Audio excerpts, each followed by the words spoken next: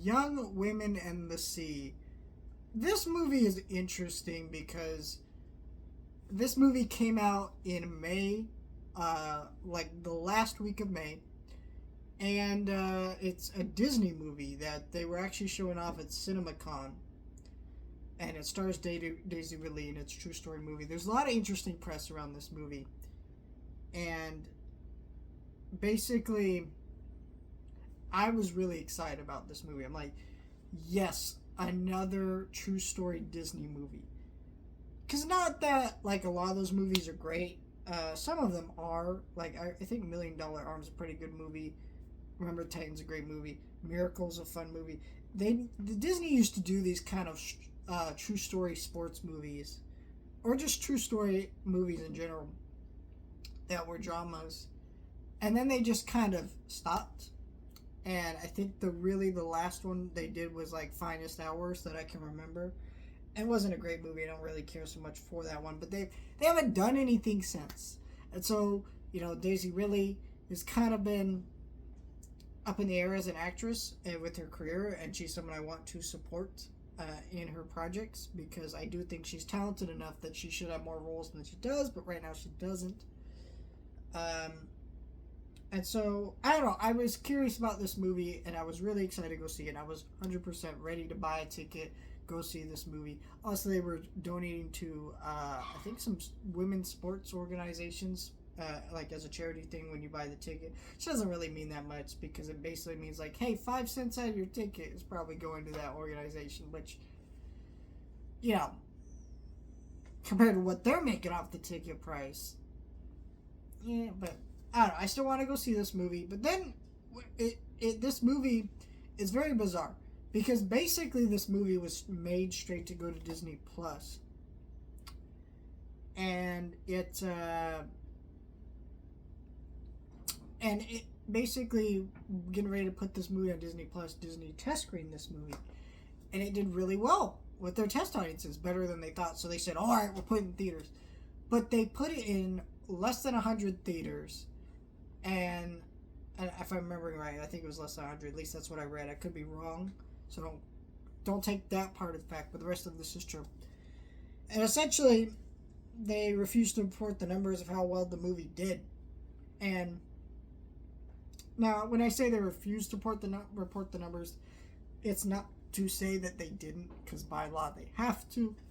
So the theater chains and everybody showing this movie knows how much money this movie made, but they're not publicly saying that, which is not illegal, but someone has the numbers. So, a lot of the times these people will be like, oh, they're hiding the numbers. No, you can't hide the numbers. You have to report them. But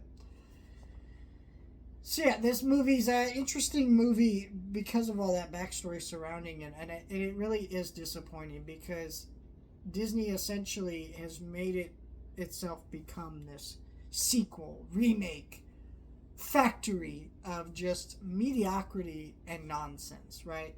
And I'm not saying I don't like these movies that they've been putting out and things like that, because I do, right? I enjoyed Inside Out too. I gave it a positive review. I enjoyed quite a few other things that they put out in the last decade. Now, not as much as in previous decades, right? But there still is the reality of I buy the tickets. I still go see these things. There is a reason for that. So I get why this happens, but it also is disappointing when they don't even give their audience an opportunity to say, maybe we would like something different.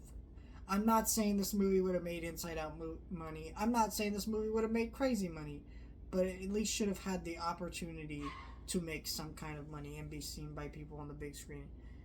Even if that was a limited release that was just at least in way more theaters than it was. I mean, it still could have been limited. You didn't need to do like a huge release, but I don't know. They just kind of screwed this movie over.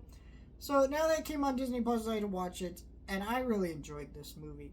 I think this movie is mostly a good showcase for just these great actors giving great performances.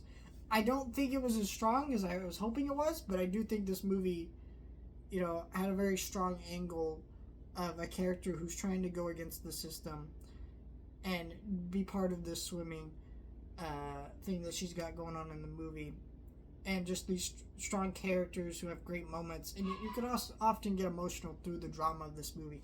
It's not a flawless movie because I think this is a really well directed movie. It's got a great score to it. It's got some really good performances, and it's got a really straight forward angle to what it's going for, as most really good sports dramas do like this, that they're just trying to, inspire you, make you feel good. In some ways that can come across cheesy and bad, but when you do it right, you can do it really well, and I think this movie does it really well. The main problem with this movie is this movie jumps around time periods a lot with this movie, and sometimes it's very clear of how much time has passed, what ways the characters have changed. Other ways it's not. It's like, oh, we're here now, this character's different, but it doesn't really make sense for what we'd seen up until that point, so it's quite jarring. It was never enough to take me out of the movie, but it was enough to make me go, maybe you could have tried to transition these sequences a little bit better to make everything flow better than it did. I thought this was a very strong movie, though, that if you are a fan of old school Disney, like true story sports movies, which I'm not usually a fan of true story sports movies, so take that for what you will. But I think this movie has a lot to offer you, even though the movie itself definitely deserved better than it got. It is now on Disney Plus. We can speak with our wallets and say, hey, we want more of this. Unfortunately, not on the big screen like this movie deserved.